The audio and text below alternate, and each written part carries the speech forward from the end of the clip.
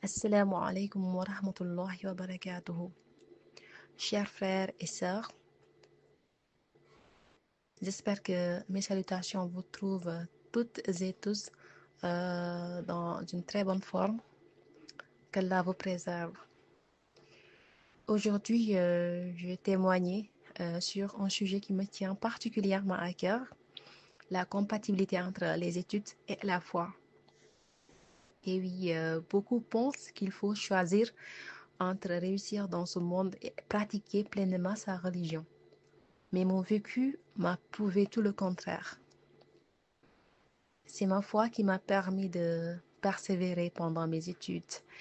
Quand la fatigue, le stress ou le découragement me gagnaient, c'est le rappel d'Allah subhanahu wa ta'ala, c'est la prière qui me redonnait la force d'avancer.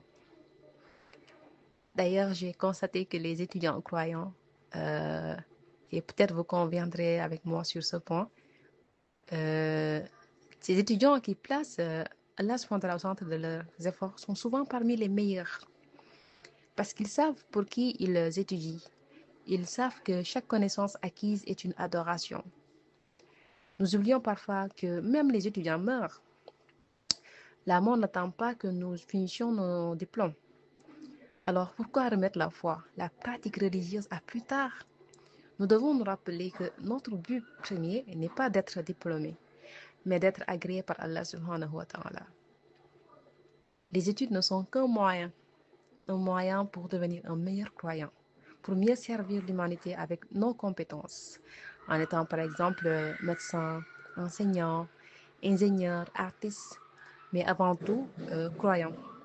Un croyant utile, droit et sincère. Mais je ne vous cacherai pas que ce chemin n'est pas toujours facile, surtout ici au Sénégal, dans les écoles ou universités non islamiques. La tentation est partout. Les horaires de prière sont souvent ignorés, sauf peut-être le vendredi. Parler d'Allah dans un débat peut vous faire passer pour un fataliste. Et parfois, pour les sœurs qui portent le voile, l'isolement est pesant. Mais heureusement, ou bien fort heureusement, il y a des trésors, les associations islamiques. Ces groupes fraternels qui nous rappellent Allah subhanahu wa ta'ala, qui nous aident à tenir bon. Ensemble, nous nous rappelons que nous ne sommes jamais seuls tant que nous avons Allah subhanahu wa ta'ala avec nous. Et bon, pour finir, je voudrais vous rappeler, euh, n'attendez pas. N'attendez pas pour vivre votre foi. Faites de vos études un acte d'adoration.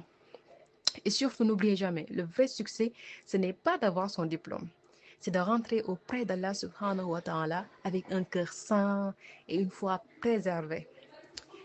Qu'Allah nous accorde à toutes et à tous la réussite dans ce monde, mais aussi dans l'au-delà.